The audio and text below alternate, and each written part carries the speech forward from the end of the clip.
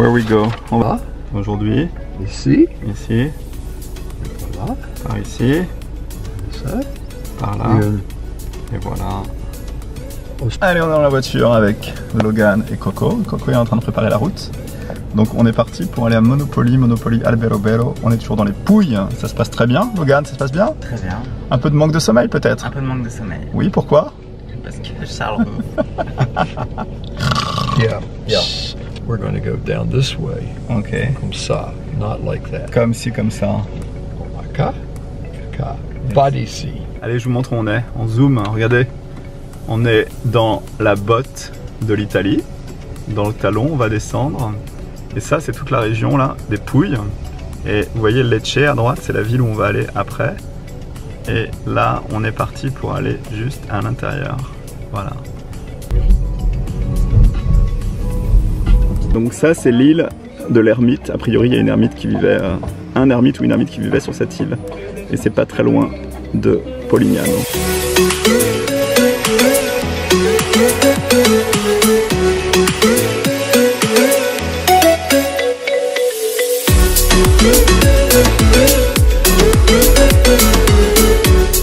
Regardez si c'est beau, on est au milieu des champs d'oliviers. C'est magnifique. Est-ce que l'amour est dans le pré, Logan? L'amour, non, pas vraiment. Y'a quoi? Bah, y a rien, y a même pas de vache.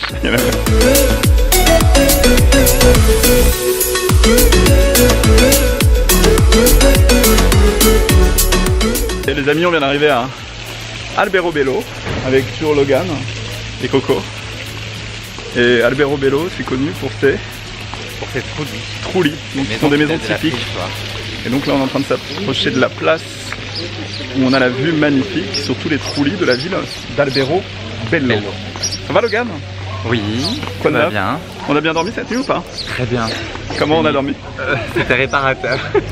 Ah oui. Ça, c'est les toits typiques des troulis. Faits de pierre. Et encore des troulis, et toujours des troulis, des troulis, des troulis, des troulis. On a compris. Il fallait pas être très grand à l'époque, hein, quand même. Regardez la taille de la porte ici. C'est pas grand.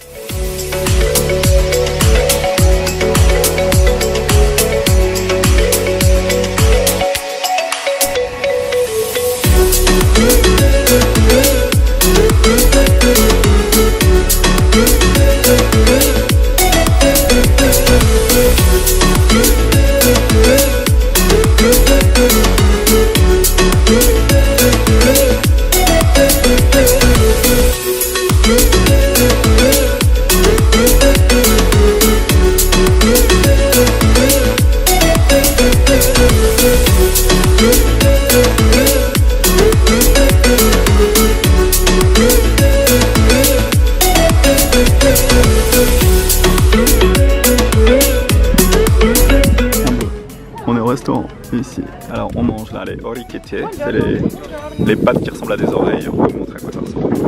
Ah non, c'est pas les orecchiette ça. Bon. Et on mange une burrata avec jambon de brie et salade. Alors il fait quelle température dedans? Go. Comme un four. C'est une four. Ah.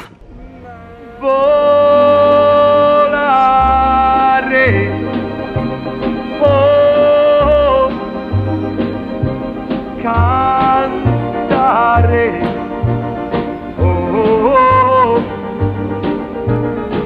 nel blu dipinto di blu, felice di stare lassù, e volavo, volavo felice. Et on arrive à la Casa Massima Agrichete. Je crois qu'on a réservé un hôtel dans un endroit abandonné. Piano spariva lontano laggiù.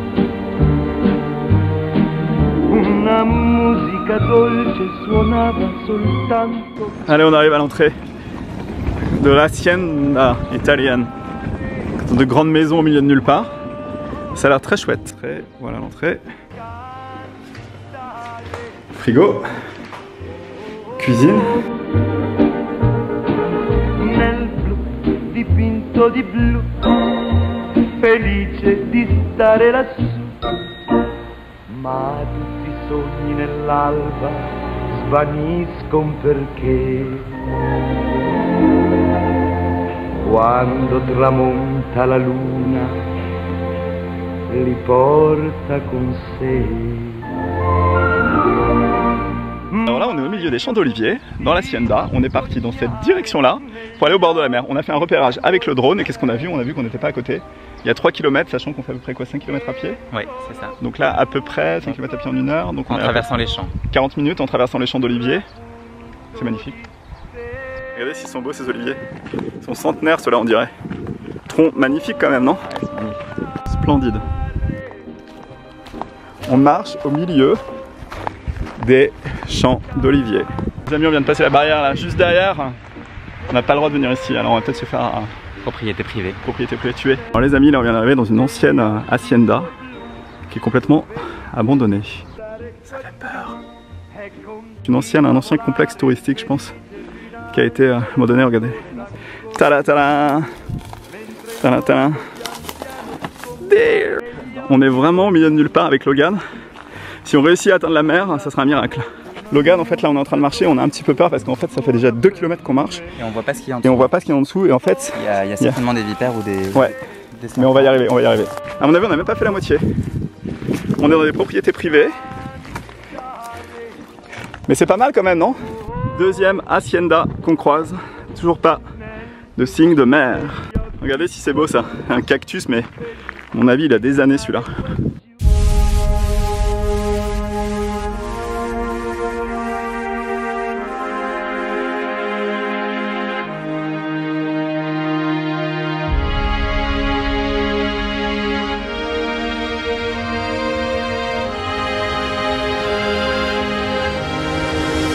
Bon, bilan des courses là on a fait peut-être la moitié, on a regardé avec le drone, pour moi on est encore trop loin.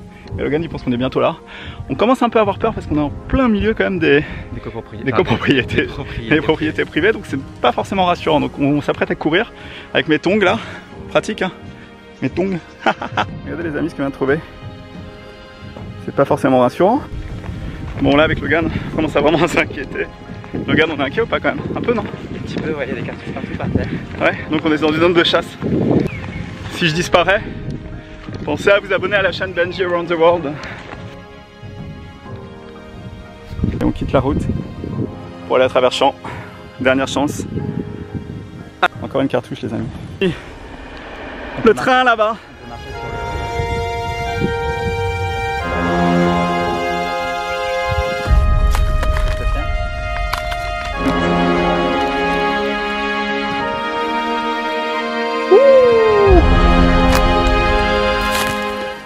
Pourquoi on n'est pas dans la bonne direction? On va vers l'est. Et en fait, il faut aller vers le nord. C'est juste là, regarde. Bah oui, c'est ça. On va dans cette direction là. Ouais. Bon là on est au niveau de la voie ferrée. On vient de là. Ça fait déjà 1h30 qu'on marche. Dans les champs d'olivier. Dans les champs d'olivier. Et là derrière on a la voie ferrée. Et donc on va faire très attention Logan en traversant. D'accord? Vite, vite.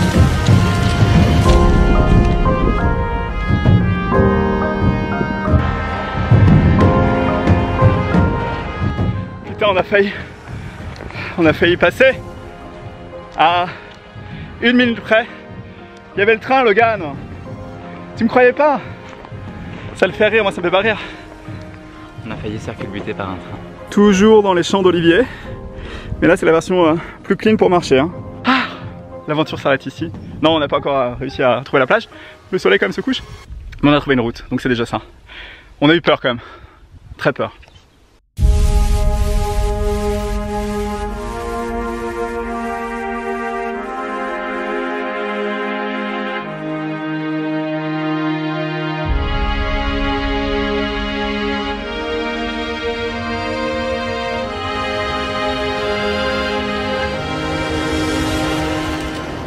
Bilan des courses, c'est nul, 0. On a marché combien de temps? 3 heures, 2h30. On a marché 2h30. Pourquoi? À travers les champs d'olivier, dans un climat aride. Pour arriver face à l'autoroute. Dans une pompe à essence. Dans une pompe à essence, voilà, on finit notre journée dans une pompe à essence là derrière. On n'a rien marché, enfin, on a marché pour rien, c'est vraiment nul. 0. Heureusement que Charles vient nous chercher. Heureusement que Coco vient nous chercher.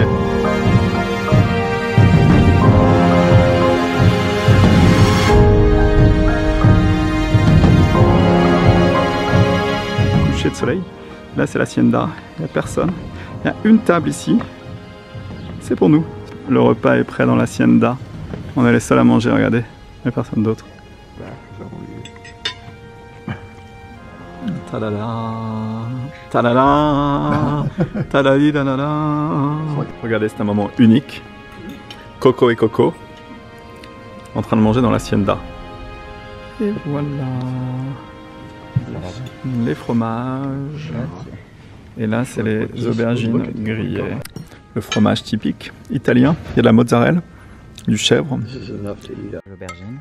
Et quoi d'autre? Des poivrons. Et de la courgette. C'est les boulettes de viande.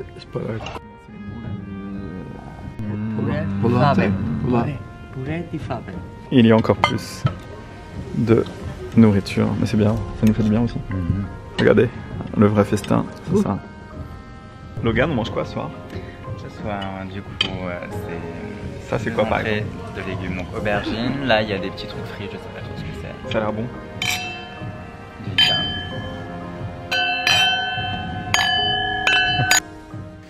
Et voilà, la vidéo s'arrête ici et je voulais finir cette vidéo sur cette photo parce que cette photo, elle représente beaucoup pour moi. Cette photo, elle représente l'idée que le voyage, c'est une expérience qu'on partage. C'est une expérience finalement où on est en perpétuelle recherche d'endroits, de rencontres. On recherche finalement quelque chose systématiquement et on sait jamais vraiment quoi. Et au fur et à mesure des voyages, en fait, on est souvent émerveillé par des surprises, que ce soit des lieux, des gens ou des moments. Et moi, dans cette hacienda, finalement, rien n'a été prévu. On est arrivé un peu par hasard. Le repas, on a hésité 2-3 fois avant de finalement l'accepter. Et on est arrivé au moment du dîner. Le repas avait été préparé, la table était mise en plein milieu de l'hacienda. On était les seuls. Et le moment a été tout juste magique. C'est difficile à expliquer parce que finalement, c'est que le reflet, cette photo. Mais pour avoir vécu le moment, je peux vous dire que ça a été un moment extrêmement magique pour moi. Alors vous vous dites, Benji, il parcourt le monde, des moments comme ça, il doit en connaître par centaines depuis qu'il voyage. Finalement, non. Le moment parfait, le moment magique, c'est l'association de plusieurs choses. C'est l'association d'un lieu, c'est l'association de gens avec qui on le partage, qui sont les bonnes personnes au bon moment. C'est aussi le repas qui a été bien préparé, et avec une forme de générosité. Et on obtient la recette finalement de ce genre de moment, mais on peut essayer de le reproduire dans d'autres circonstances et finalement ça prendra jamais. Alors j'espère que cette photo retranscrit bien le moment qu'on a vécu nous trois. Et moi je vais vous mettre à contribution. Je vais vous demander de me dire quel a été votre moment magique à vous, de m'écrire dans les commentaires lors d'un voyage ce qui vous a ébloui, ce qui vous a fait vibrer, ce qui vous a fait vous souvenir toute votre vie que ce moment-là a été très particulier. Voilà, j'espère que cette vidéo vous a plu, j'espère que ma réflexion autour de la magie de l'instant et du moment lors du voyage vous aura aussi intéressé. Si vous êtes abonné à la chaîne, je vous remercie de me suivre, ça fait plaisir. Si vous n'êtes pas encore abonné, n'hésitez pas à vous abonner, c'est une chaîne qui parle du voyage, de technologie, d'évasion. Et puis moi je vous dis à très vite, on se retrouve très vite pour de nouvelles aventures sur la chaîne de Benji, Benji Around the World.